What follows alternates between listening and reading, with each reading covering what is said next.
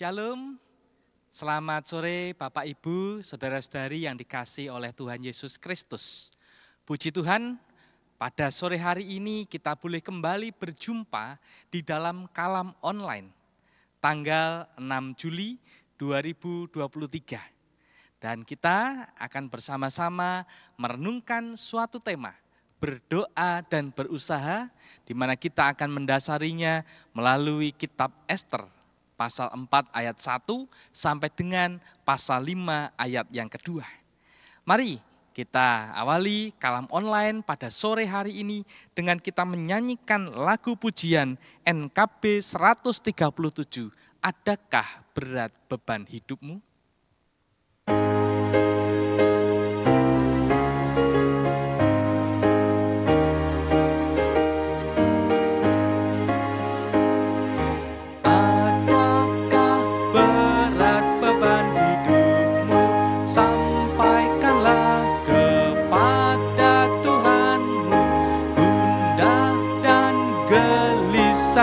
Hatimu sampaikan tanpa jemu, sampaikanlah kepada Tuhanmu, Dia teman yang benar. Tiada yang sebanding dengan Yesus, sampaikan jangan gentar.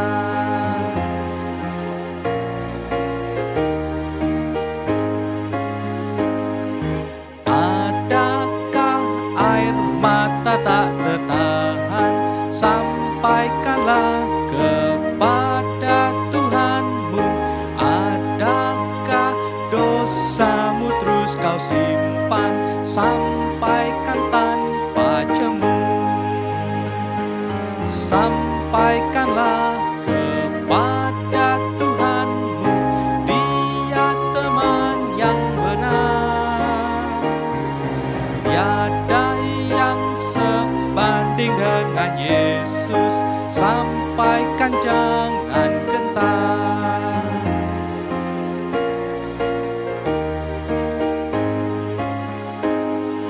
Adakah cemas melanda kalbu, sampaikanlah kepada Tuhanmu. Bimbangkah kau kan hari depanmu, sampaikan tanpa jemu, sampaikanlah kepada Tuhanmu, Dia teman yang benar. Tiada yang sebanding dengan Yesus, sampaikan jangan gentar.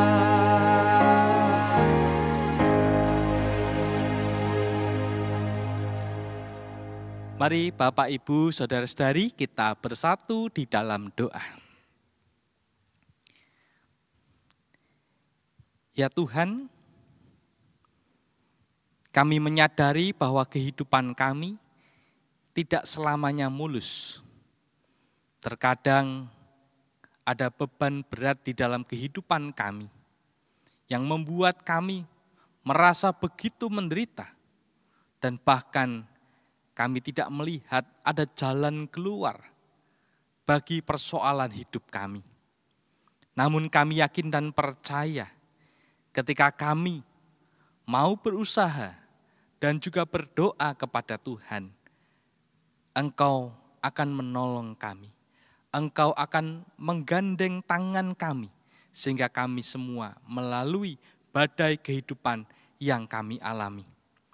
Dan pada saat ini Tuhan, kami bersyukur bahwa firman-Mu yang meneguhkan, mengokohkan, menghibur dan menguatkan kami, sebentar lagi akan kami baca dan akan kami renungkan bersama-sama.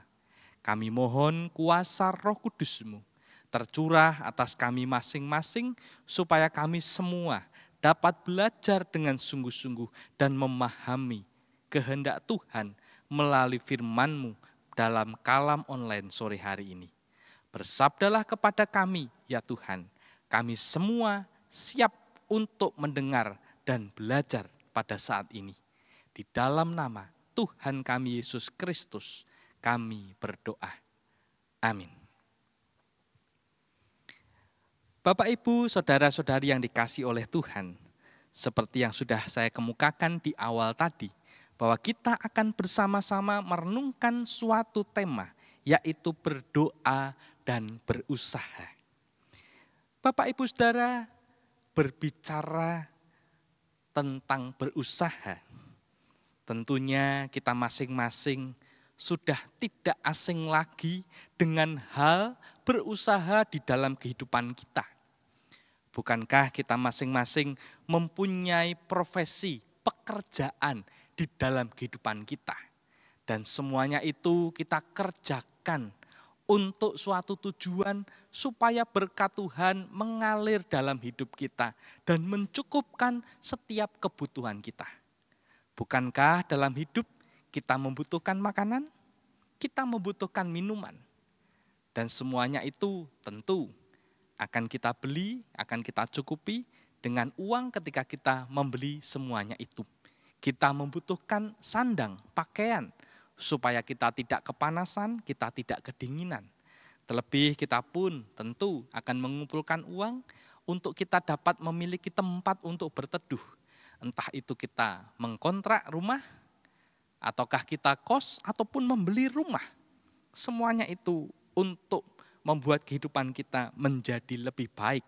Oleh karena itu kita berusaha yang terbaik mengerjakan setiap aktivitas pekerjaan kita, termasuk profesi dan pekerjaan kita. Apapun itu, entahkah itu kita menjadi seorang koki, menjadi seorang pegawai negeri sipil, apakah kita menjadi seorang anggota kepolisian, seorang petani, seorang guru, seorang dosen, bahkan juga seorang wira swasta, ataupun seorang pebisnis, bahkan juga sebagai seorang pemuka agama. Tentu saja semuanya itu kita berusaha. Namun jangan salah Bapak Ibu Saudara, di saat kita berusaha, semuanya itu harus dibarengi dengan yang namanya berdoa. Karena seringkali ketika kita berusaha dan mengandalkan kemampuan kita sendiri, seringkali kita melupakan Tuhan dan kita justru meninggikan diri bahwa aku mampu melakukannya seorang diri. Barulah ketika segala sesuatunya tidak sesuai dengan harapan kita dan keadaan kita jauh lebih buruk dari apa yang kita harapkan, baru kita teringat kepada Tuhan, lalu kita berdoa kepada Tuhan dengan sungguh-sungguh. Padahal seharusnya kita melakukannya sejak awal. Berusaha dan berdoa sekaligus, supaya ketika kita berdoa, kita tidak sekedar berpangku tangan dan terus diam menanti. Dan ketika kita berusaha, kita tentu saja tidak hanya sekedar mengandalkan kemampuan diri kita. Semuanya harus berimbang dan dibarengi pada saat dan waktu yang sama. Oleh karena itu, pada sore hari ini, mari kita bersama belajar dari kitab Ester pasal 4 ayat 1 sampai dengan pasal 5 ayat yang kedua. Dan kita akan membacanya bagian demi bagian supaya kita dapat memahami apa yang Tuhan kehendaki di dalam kehidupan kita. Mari Bapak Ibu Saudara, kita baca bersama-sama ayat yang pertama sampai dengan ayat yang ketiga dulu di dalam Ester 4 ini. Dikatakan demikian, setelah Mordekai mengetahui segala yang terjadi itu, ia mengoyakkan pakaiannya, lalu memakai kain kabung dan abu. Kemudian keluar berjalan di tengah-tengah kota sambil melolong-lolong dengan nyaring dan pedih. Dengan demikian, datanglah ia sampai ke depan pintu gerbang istana raja. Karena seorang pun tidak boleh masuk pintu gerbang istana raja dengan berpakaian kain kabung. Di tiap-tiap daerah, kemana titah dan undang-undang raja telah sampai, ada perkabungan yang besar di antara orang Yahudi, disertai puasa dan ratap tangis. Oleh banyak orang dibentangkan kain kabung dengan abu sebagai lapik tidurnya. Nah, Bapak Ibu Saudara, menarik. Tadi dikatakan Mordekai mengetahui segala yang terjadi itu. Mordekai mengetahui segala yang terjadi itu. Bukan hanya mengetahui apa yang telah disebarkan secara umum. Karena Mordekai memiliki sebuah salinan dari ketetapan itu. Mordekai juga mengetahui perjanjian yang ada antara Haman dengan raja serta sejumlah uang yang dijanjikan oleh Haman untuk diberikan kepada raja. Tentu kita bertanya-tanya, siapa Mordekai ini? Mordekai ini adalah ayah angkat dari sosok yang bernama Ester. Ketika Ester harus kehilangan orang tuanya, maka Ester ini menjadi anak angkat dari Mordekai. Mordekai adalah seorang Yahudi, dan pada waktu itu Mordekai bermusuhan dengan seorang yang bernama Haman. Haman membenci Mordekai oleh karena Mordekai tidak mau hormat kepada Haman. Padahal Haman adalah seorang pejabat penting di kerajaan dan sangat dihormati. Sehingga Haman ini membenci Mordekai dan merancangkan sesuatu yang buruk bukan hanya kepada Mordekai seorang Yahudi, tetapi seluruh bangsa Yahudi akan dihabisi. Nah, disinilah Mordekai yang mengetahui segalanya itu. Bagaimana ada intrik antara Haman yang menjanjikan sejumlah uang kepada raja dengan dikeluarkan undang-undang itu yang akan membasmi bangsa Yahudi. Mordekai mengalami kesedihan. Dia sadar betul dengan pembukaan identitasnya sebagai seorang Yahudi menyebabkan murka Haman terhadap bangsanya. Oleh karena itu tadi dikatakan Mordekai kemudian mengoyakkan pakaiannya, lalu memakai kain kabung dan abu sebagai suatu simbol atau tanda kesedihan yang sangat mendalam. Dan perlu kita ketahui Bapak Ibu Saudara, dikatakan seorang pun tidak boleh masuk pintu gerbang istana raja dengan berpakaian kain kabung. Apa alasannya? Raja tidak mau ada kesusahan atau kesedihan di sekeliling kerajaannya. Karena kain kabung abu itu melambangkan kesedihan. Jadi itu hanya akan mengganggu kalau terjadi di dalam istana raja. Sehingga semua orang yang memakai kain kabung dan abu tidak boleh masuk pintu gerbang istana raja dan mereka hanya bisa berada di luar gerbang di sana. Inilah yang terjadi pada Mordekai pada waktu itu. Lalu bagaimana cerita selanjutnya? Kita akan membaca Ester 4 ayat 4 sampai dengan ayat yang ke-8.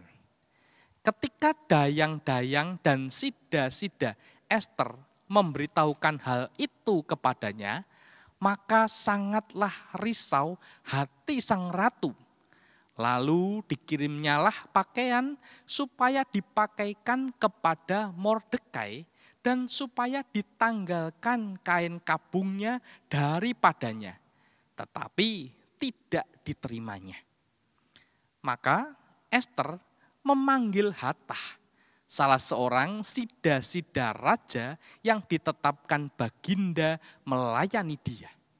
Lalu memberi perintah kepadanya, menanyakan Mordekai untuk mengetahui apa artinya dan apa sebabnya hal itu. Lalu keluarlah Hatah mendapatkan Mordekai di lapangan kota yang di depan pintu gerbang istana raja. Dan Mordekai menceritakan kepadanya segala yang dialaminya, serta berapa banyaknya perak yang dijanjikan oleh Haman akan ditimbang untuk perbendaharaan raja sebagai harga pembinasaan orang Yahudi. Juga salinan surat undang-undang yang dikeluarkan di Susan untuk memunahkan mereka itu. Diserahkannya kepada Hatah supaya diperlihatkan dan diberitahukan kepada Ester. Lagi pula Hatah disuruh menyampaikan pesan kepada Ester supaya pergi menghadap raja untuk memohon karunia-Nya dan untuk membela bangsanya di hadapan Baginda. Nah, Bapak Ibu Saudara, menarik di dalam bagian bacaan kita selanjutnya muncul nama Ester. Tentu kita bertanya-tanya, siapa Ester ini? Ester merupakan orang Yahudi yang hidup pada zaman kerajaan Persia yang dipimpin oleh Raja Ahasveros. Ia diangkat anak oleh Mordekai setelah orang tuanya tiada. Nah, nama Ester ini memiliki padanan kata, yaitu kata stara dalam bahasa Persia yang memiliki arti bintang. Jadi stara ini punya arti bintang. Dan menariknya, nanti oleh karena keberanian Ester, ia pun menjadi bintang yang boleh menjadi penyelamat bagi bangsa Yahudi pada waktu itu. Namun kita kembali ke bagian bacaan kita.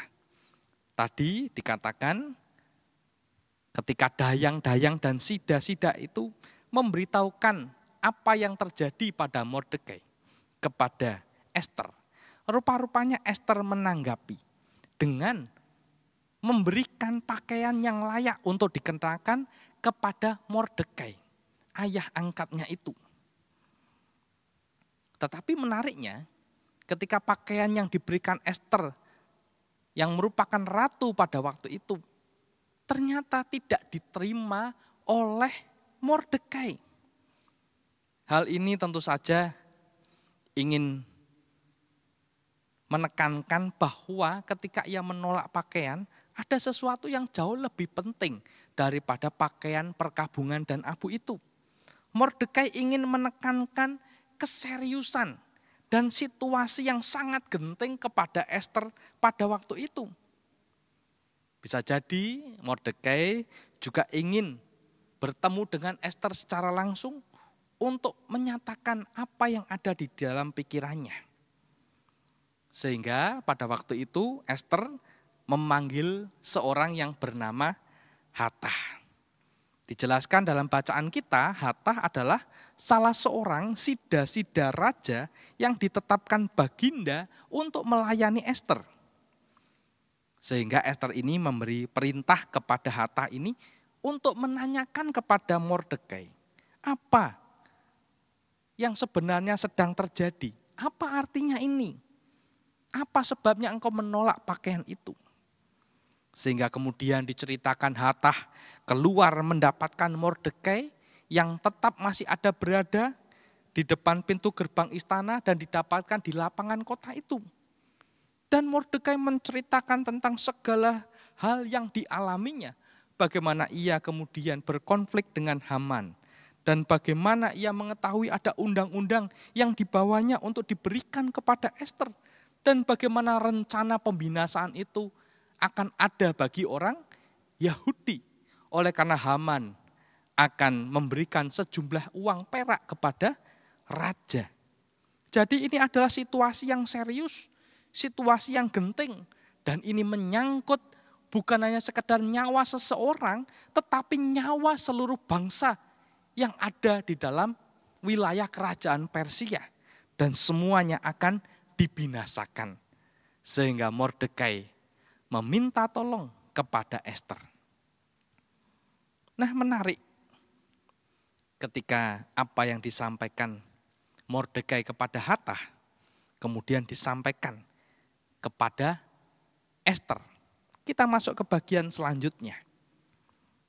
Dikatakan lalu masuklah Hatah dan menyampaikan perkataan Mordekai kepada Ester. Akan tetapi Ester menyuruh Hatah memberitahukan kepada Mordekai. Semua pegawai raja serta penduduk daerah-daerah kerajaan mengetahui bahwa bagi setiap laki-laki atau perempuan yang menghadap raja di pelataran dalam dengan tiada dipanggil, hanya berlaku satu undang-undang, yakni hukuman mati. Hanya orang yang kepadanya raja mengulurkan tongkat emas yang akan tetap hidup. Dan aku selama 30 hari ini tidak dipanggil menghadap raja. Ketika disampaikan orang perkataan Ester itu kepada Mordekai, maka Mordekai menyuruh menyampaikan jawab ini kepada Ester. Jangan kira karena engkau di dalam istana raja, hanya engkau yang akan terluput dari antara semua orang Yahudi. Sebab sekalipun engkau pada saat ini berdiam diri saja, bagi orang Yahudi akan timbul juga pertolongan dan kelepasan dari pihak lain. Dan engkau dengan kaum keluargamu akan binasa. Siapa tahu mungkin justru untuk saat yang seperti ini engkau beroleh kedudukan sebagai ratu. Nah, Bapak Ibu Saudara, Mordekai mengatakan dengan sangat belak-belakan, tanpa tedeng aling-aling kepada Ester. Sikap Ester yang mengatakan bahwa ada undang-undang yang akan menghadap raja kalau dia tidak diinginkan, maka hanya satu kemungkinannya, orang itu akan mati. Dan sekali lagi itu semua tergantung dari mood atau perasaan raja pada waktu itu. Kalau perasaannya sedang buruk, sedang tidak enak hati, dan seseorang menghadap tanpa dipanggil, maka sudah pasti ia akan mati. Karena raja tidak akan menghadapkan tongkat emasnya kepadanya. Dan selama 30 hari, nyata-nyatanya Ester tidak dipanggil menghadap raja. Oleh karena itu, Mordekai menanggapi apa yang disampaikan oleh Ester ini. Mordekai mengatakan, jangan kira karena engkau hanya diam saja dan engkau ada di dalam istana raja, engkau akan terluput dari undang-undang yang telah dibuat untuk membinasakan orang-orang Yahudi. Dikira sebagai posisinya ratu akan aman, tetapi engkau dan keluargamu juga bisa binasa. Dan Mordekai meyakinkan Ester bahwa seandainya Ester pun tidak mengambil langkah untuk membantu Mordekai dan seluruh bangsa Yahudi yang berada di dalam kerajaan Persia, Tuhan pasti tetap akan menolong bangsa Yahudi pada waktu itu supaya dapat luput dari kebinasaan. Dan Mordekai mengingatkan kembali dan bahkan memberikan semangat kepada Ester bahwa kedudukanmu saat ini sebagai ratu coba dipergumulkan secara teologis. Jangan-jangan kedudukanmu saat ini sebagai ratu memang direncanakan oleh Tuhan untuk memelihara orang-orang Yahudi pada saat ini, supaya mereka dapat terluput dari kebinasaan yang dirancangkan Haman untuk bangsanya.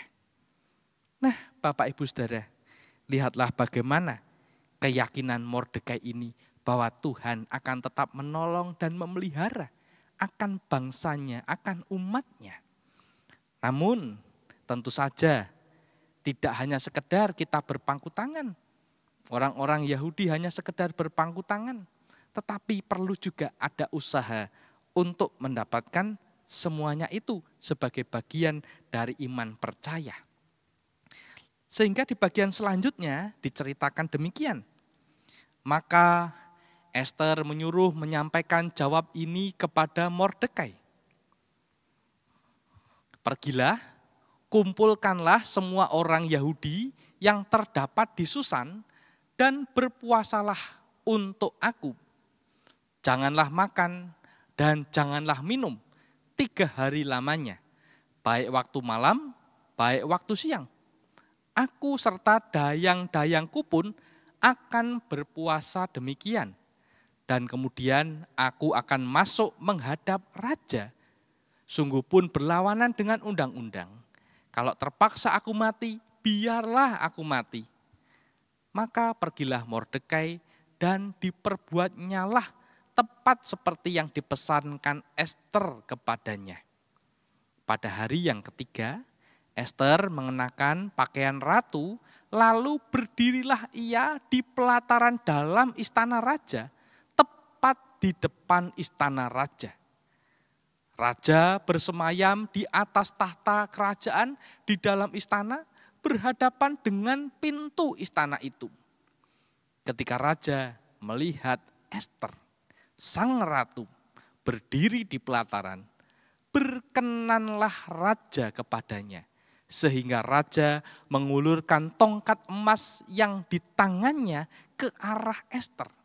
Lalu mendekatlah Ester dan menyentuh ujung tongkat itu. Bapak Ibu Saudara, menarik apa yang diungkapkan oleh Ester kepada Mordekai. Ia meminta sebelum ia melakukan usahanya untuk menyelamatkan dalam tanda kutip bangsa Yahudi dari kebinasaan oleh karena undang-undang yang dirancangkan itu. Ia meminta kepada Mordekai untuk pergi dan mengumpulkan semua orang Yahudi yang terdapat di Susan dan dikatakan berpuasalah. Jangan makan, jangan minum, baik malam maupun siang hari.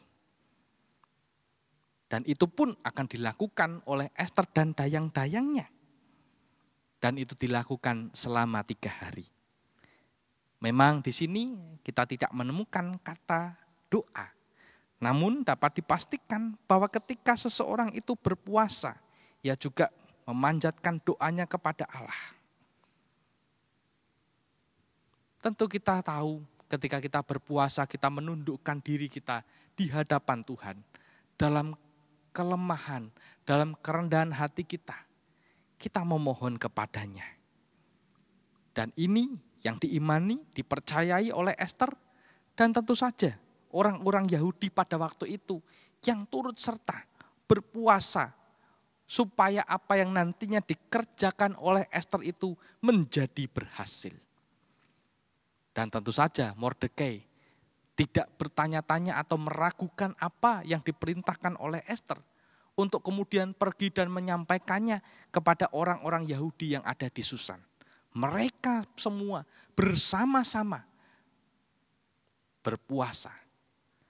Mereka bersama-sama berusaha dan berdoa supaya terjadi keluputan kepada bangsa itu.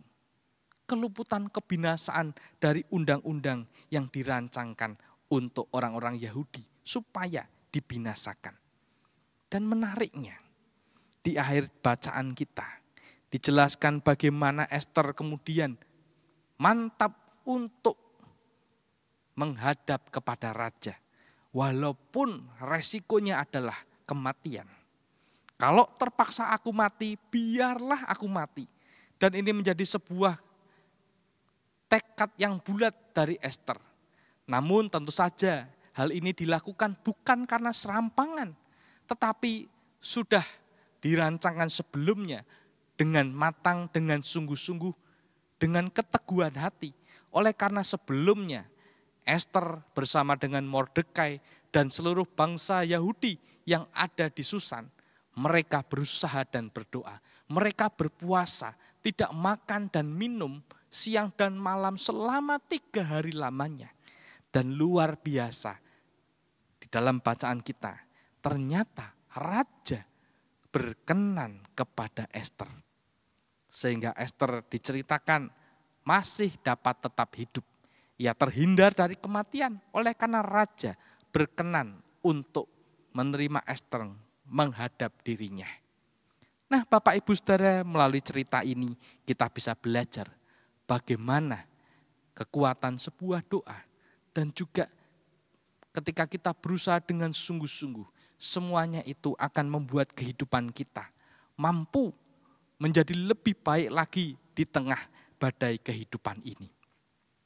Tentu saja ketika kita menjalani kehidupan ini, banyak persoalan, banyak masalah yang membuat kita menjadi rapuh, membuat kita menjadi lemah, dan seringkali membuat kita berhenti berjalan. Dan seringkali membuat kita berpikir untuk melakukan hal-hal yang salah dan keliru, bahkan mendukakan hati Tuhan. Disinilah kita belajar sebagai orang-orang yang beriman. Kita diundang untuk berdoa dan berusaha. Hal ini merupakan kombinasi yang mestinya kita lakukan di saat kita menghadapi masalah atau saat ingin mencapai sesuatu di dalam kehidupan kita. Karena dengan berusaha, maka kita semua akan dilatih menjadi manusia yang tangguh, yang tidak mudah menyerah, dan tidak jatuh pada sikap untuk mengasihani diri kita sendiri. Dan dengan kita berdoa, kita semua dididik untuk tunduk pada pimpinan dan rancangan Tuhan dalam hidup kita. Sehingga kita semua terhindar dari sikap keangkuhan kita, serta kita terhindar dari sikap mengandalkan diri kita sendiri, oleh karena kita merasa kuat di hadapan Tuhan. Oleh karena itu saya mengajak Bapak, Ibu, Saudara, para peserta kalam online pada sore hari ini, mari di dalam menjalani hidup kita di tengah dunia ini yang tidak pasti ini, ada satu hal yang pasti, Tuhan mendengar doa kita, Tuhan menyertai usaha kita, sehingga kita tidak bisa jalan satu-satu, berusaha dulu, baru ketika gagal berdoa, atau berdoa dulu tanpa berusaha. Namun dua-duanya kombinasi, perpaduan yang harmonis, dan dilakukan serempak di dalam hidup kita. Berdoalah dan berusahalah Bapak, Ibu, Saudara, karena Tuhan memberkatimu. Amin. Mari kita bersama berdoa. Bapa di sorga, terima kasih untuk firman yang begitu indah yang kami renungkan pada sore hari ini. Kami sadar betul, kami tidak akan terhindar dari berbagai macam persoalan hidup. Badai kehidupan silih berganti menerpa kami. Dan bahkan terkadang kami memiliki harapan-harapan yang ingin kami capai dan raih. Dan pada sore hari ini kami boleh belajar. Semuanya itu dapat kami lakukan ketika kami berdoa dan berusaha di dalam hidup ini. Kami belajar dari Esther, dari Mordekai, dari orang-orang Yahudi pada waktu itu yang menghadapi berbagai masalah hidup bahkan terkait dengan nyawa mereka karena undang-undang yang hendak membinasakan mereka. Mereka terluput karena mereka mau berserah kepada Tuhan, berdoa dan berusaha. Kami pun mau Tuhan berdoa dan berusaha dalam hidup kami supaya kehidupan kami senantiasa dapat terus kami jalani dengan sungguh-sungguh, dengan takut akan Tuhan. Sehingga berkat-Mu itu mengalir, menguatkan, menghibur, mencukupkan kehidupan kami. Sehingga kami mengalami suasana damai sejahtera dimanapun kami berada. Baik di tengah keluarga kami, di tengah studi kami, di tengah bisnis, pekerjaan, usaha yang kami jalani. Dan juga di tengah persekutuan, kesaksian dan pelayanan kami di gereja dan di tengah berbangsa dan bernegara kami. Kami percaya Tuhan, Engkau yang menyertai kehidupan kami dari dulu, sekarang sampai selama-lamanya. Berkatilah kami, para peserta online pada sore hari ini, diberkati di dalam nama Tuhan kami, Yesus Kristus. Amin. Bapak, Ibu, saudara-saudari yang dikasihi oleh Tuhan, sekian kalam online pada sore hari ini. Sampai berjumpa kembali di dalam kalam online selanjutnya dengan tema-tema yang menarik lainnya. Tuhan Yesus memberkati kita semua. Amin.